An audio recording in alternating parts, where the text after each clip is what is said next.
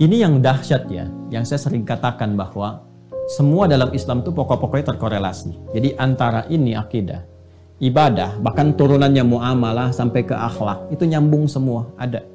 Jadi kalau kita bicara ke manfaat, kalau ini kan mengonfirmasi yang ke sini, ke akidah, yang tadi itu. Kalau kita bicara manfaat, berarti aspeknya ke muamalah tuh. Ya, khususnya terkait dengan lingkungan. Karena ibadah sendiri adalah praktek muamalah kita dengan Allah, pembuktian kebertuhanan kita kepada Allah. Kalau sudah bicara ke sini, umumnya kan arahnya ke sini nih. Ya, dampak kepada kehidupan kita dalam berinteraksi dengan lingkungan, dengan manusia, dengan kehidupan dan sebagainya. Maka Allah langsung menjawab, Allah sendiri yang langsung menjawab. Satu, manfaat sholat itu pertama, bisa melatih pribadi kita menjadi lebih baik. Menjadikan seseorang insan beriman menjadi baik. Masih ingat? Seseorang itu jadi baik kalau bisa mengelola dirinya kan, nafasnya, jiwanya, supaya tidak berdiri sendiri di sifat fujur. Dan masih ingat apa yang saya sampaikan dulu sekali, ya kan? Fujur itu kalau sudah berdiri sendiri diprovokasi setan, wujudnya kan dua. Kalau bukan fahsya, itu mungkar. Fahsya keburukan yang bersumber dari syahwat, pornografi, porno aksi, LGBT, ya, dan turunan-turunannya, kata-kata jorok, kotor, itu fahsya. Mungkar yang diingkari oleh hati, perbuatan-perbuatan nampak, ya, mohon maaf sekali, berdusta, kan, merampok, membunuh, menipu, korupsi, dan sebagainya. Ya, ini nyogok, itu mungkar. Makanya saat nyogok kan hatinya mengingkari, saat korupsi hatinya mengingkari, saat tipu-tipu hatinya mengingkari, dan seterusnya. Ini mungkar. Nah, sholat kalau benar mengerjakannya, itu bisa mencegah ini semua. Dan pencegahan diutamakan. Bukankah Anda sih yang mengatakan mencegah lebih baik daripada mengobati? Jadi kalau kita ingin mencegah diri berbuat ini dan menjadikan secara langsung menjadi baik, bertransformasi kepada soleh baik, maka ternyata latihan dasar pertama itu sholat. Maka dalilnya muncul Quran surah ke-29 tadi, ayat ke-45. Langsung saja kepada intinya. Sungguh, sholat yang dikerjakan dengan benar itu sesuai dengan ketentuan dan aturannya, tanha 'anil fahsya'i wal munkar, maka hasil dari itu bisa mencegah pelakunya dari perbuatan keji dan munkar. Jelas ya? Nah, jadi kalau ada orang-orang yang sholat tapi masih nampak pada dirinya perilaku keji, fahsya dan munkar, dicek ini. Boleh jadi sholatnya belum sesuai dengan ketentuan dan aturannya. Nah, yang kedua, sholat menghadirkan ketenangan kepada jiwa. Lebih tenang. Orang sholat itu tenang bawaan jiwanya. Dan jiwa yang tenang melahirkan pikiran yang cemerlang. Jiwa yang tenang melahirkan perilaku yang menawan. Jiwa yang tenang melahirkan segala ide-ide yang penuh dengan kebaikan dan kemuliaan. Sedangkan di Quran surah ke-13 ayat ke-28, sumber ketenangan itu zikir. Ala bidzikrillahi tatma'innul qulub. Yakinkan pada jiwamu bahwa dengan berzikir kepada Allah itu hati cenderung menjadi tenang. Zikir itu banyak. Baca Quran, zikir. Karena Qurannya disebut zikir. Quran surah ke-15 ayat 9. Inna nahnu nazzalna dzikra wa inna lahu lahafidun. Karena itu orang-orang yang cenderung rajin baca Quran, cenderung menenangkan. Doa itu zikir.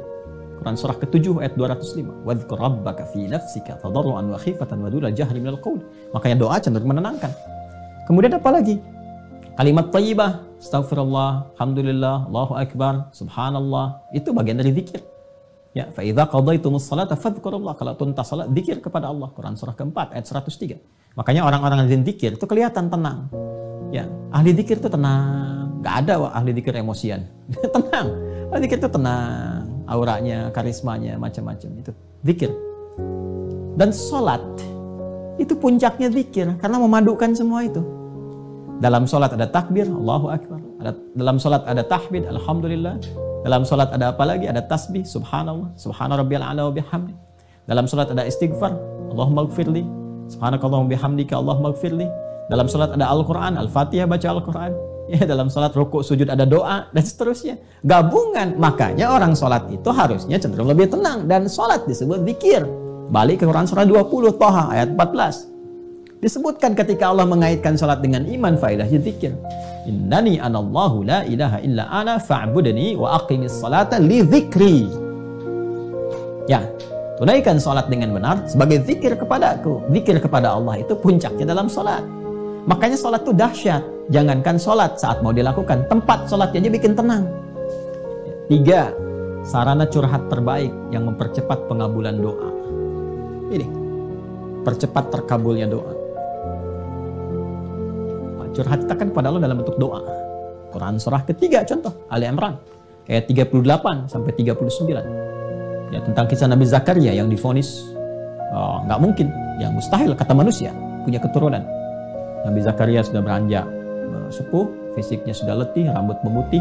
Hunalika da'a Zakaria rabbah qala rabbi habli min ladunka dzurriyyatan thayyibah innaka sami'ud du'a.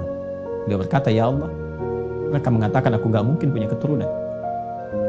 Ketika mereka mengatakan tidak mungkin, maka aku beralih kepadamu yang tidak punya batas dalam kemungkinan. Nah, itu tanda ya.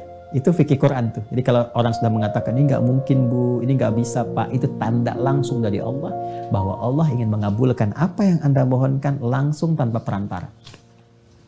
Ya, karena itu Nabi Zakaria sudah ngasih contoh yang di surah Maryam itu. Dzikru rahmati rabbika abdahu Zakaria idh nada rabbahu, ya kan, nidaan khafiyya. Rabbi inni wahana al-'azmu minni washta'ala ra'su syaiba wa lam akun bi du'aika rabbi syaqiyya. Masya Allah, indah sekali. Ya Allah, aku ini selalu tidak pernah putus harapan kepadamu.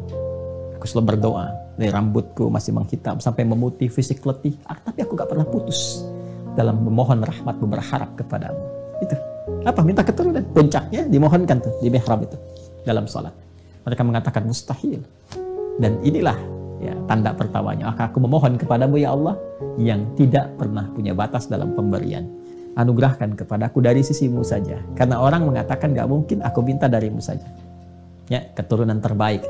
Innaka sami'ud du'a. Kau pasti mendengar doa hamba. Kalau yang pada maha mendengar pun belum dikabulkan, lantas kepada siapa lagi hamba mesti memohon? Apa yang terjadi? Fanadatul malaikatu wa huwa qa'imun yusalli. Itu dalilnya. Fil mihrab. Maka seketika turun malaikat, sedangkan Nabi Zakaria itu masih berdiri dalam sholat, masih berdiri. Artinya belum selesai sholatnya, baru selesai berdoa. Seketika turun, menyampaikan, Annallaha yubashshiruka bi Yahya. Beri kabar, kau akan punya anak. Dapat kabar dari Allah, jadi kabulkan, akan punya anak, istrimu akan mengandung. Ya, dan namanya diberikan oleh Allah Yahya. Hidup yang kata orang mustahil. Ada dari rahim seorang perempuan yang divonis secara medis, klinis, monofus dan mandul punya keturunan, kata Allah, gak ada yang mustahil bagiku. Jadi, terjadi. Mudah bagi Allah menjadikan segala yang bisa terjadi. Salat mempercepat hadirnya kesuksesan dan kebahagiaan. Ya, kita gabungkan 4 dan 5, mempercepat kesuksesan dan menghadirkan kebahagiaan. Sukses dan bahagia. Ya, komplit tuh 5. Salatnya 5 waktu, 5 faidah. Sukses dan bahagia. Kalau kita gabungkan sukses bahagia ini, namanya falah. Singkatnya begitu. Falah. Falah itu sukses dan bahagia. Quran surah ke-23 ayat 1 dan 2. Qad aflaha al-mu'minun. Saya lagi ke sini, orang beriman. Ya, Quran surah 23 Al-Mu'minun ayat 1 dan 2. Qad aflaha al-mu'minun. Orang beriman, kalau benar-benar iman melekat pada dirinya, identitas berimannya bagus, diimplementasikan imannya dengan ibadah yang benar, pasti menggenggam kesuksesan dan kebahagiaan. Apa ciri pertamanya? Alladzina hum fi salatihim khashi'un. Ternyata pengantar pada kebahagiaan, kesuksesan itu salat. Ya. Dan ini yang paling diharapkan oleh manusia. Ya, tingkat tertingginya itu kan ini, iman. Jadi tingkat tertinggi insan beriman itu, pokoknya terserah, yang penting saya salat itu karena Allah perintahkan. Itu aja. Karena saya beriman, saya salat.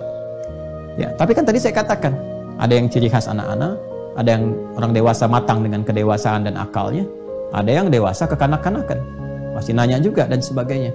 Ya, maka butuh motivasi. Apa di antara motivasi yang terkuatnya ini? Sukses, bahagia, sukses, bahagia. Nah, diperdengarkan 5 kali dalam sehari. Ini bahagianya dunia akhirat. Suksesnya dunia akhirat. Ya, Quran surah 23 Al-Mu'minun ayat 1 dan 2. Qad aflahal mu'minun. Orang beriman, kalau benar-benar iman melekat pada dirinya, identitas berimannya bagus, diimplementasikan imannya dengan ibadah yang benar, pasti menggenggam kesuksesan dan kebahagiaan. Apa ciri pertamanya? Alladzina hum fi salatihim khashi'un. Ternyata pengantar pada kebahagiaan, kesuksesan itu salat.